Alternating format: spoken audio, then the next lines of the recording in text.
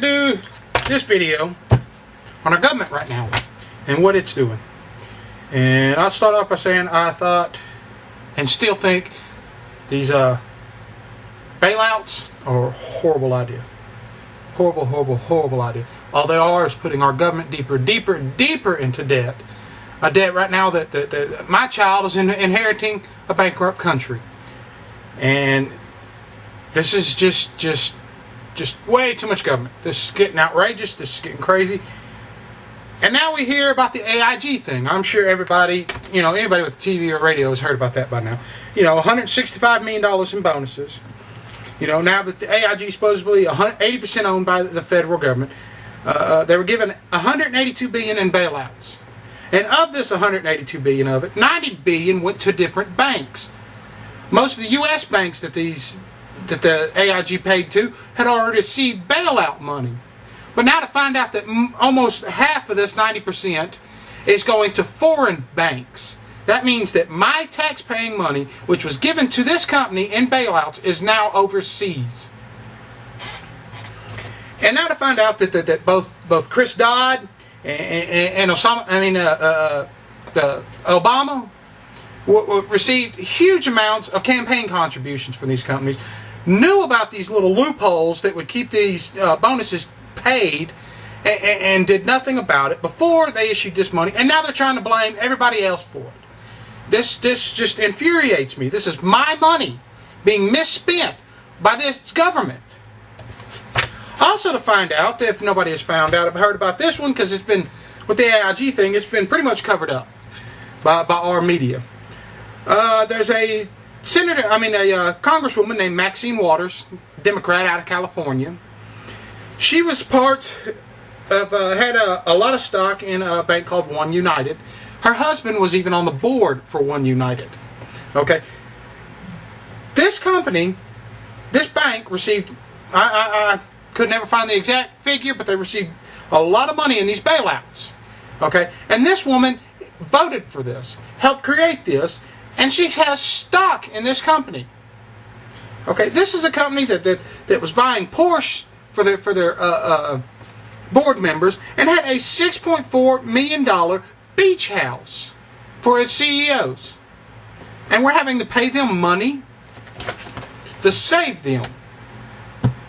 Also, some extra things our government's been doing. The old Madoff thing. Everybody's heard of him, how he swindled just billions and billions of dollars from people. Alright, well, it turns out that he made huge donations to Democrats. And they have not returned the money. People here are going broke because of this man. And they're not returning the money.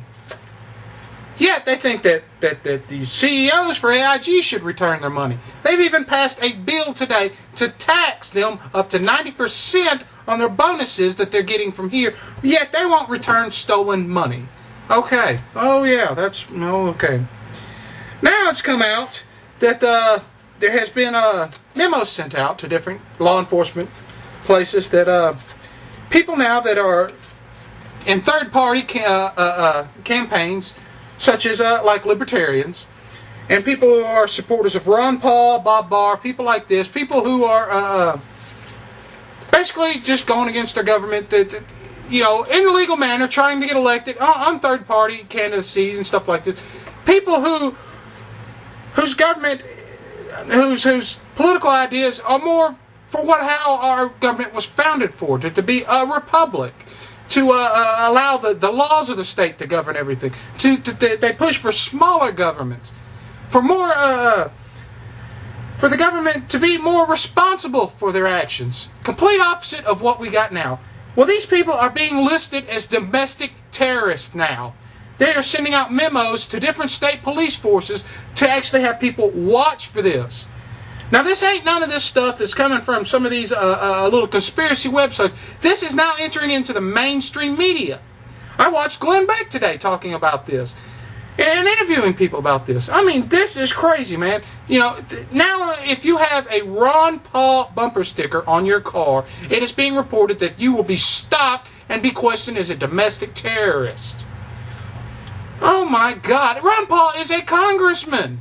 Okay? He is part of our government now, but if we support him, we are a domestic terrorist. And more about our good President Obama. He is now trying to get ordered to have veterans who were injured to have their private insurance now cover their war injuries and not the Veterans Affairs Commission. This is horrible. Horrible. I know many veterans, and that if they were forced to have their medical bills covered by their insurance for injuries they received in war, it would bankrupt them. They would spend every bit of their insurance on just them. Their families would not be able to be insured. Their premiums would be outrageous. This is horrible. But this is what our government's doing. This is the change that Obama said was coming. This is what we get for it. We get a bankrupt government. We get just complete mismanagement of our government. And now we are expected to just take it. And we're told that if we start going for third parties now, and people that are actually caring and trying to do some change, we will be listed as domestic terrorists. Now you tell me, where is there anything right in what is going on right now? You tell me how I am supposed to be calm about this. Our government is pushing our monetary system into complete failure. They're bankrupting our government. And not just for my lifetime, but for my child's lifetime, and possibly my grandchildren's lifetime. But we are supposed to remain calm and let them do what they do because they're right. They're going to bring us change. Well, the change I see is not for the better. It's getting worse and worse by the day. And this man has not even been in office 3 months. Now you tell me, where is our change? Where is anything good coming out of this government? Well, that's all I got to say about it right now. Y'all leave comments. I certainly appreciate it.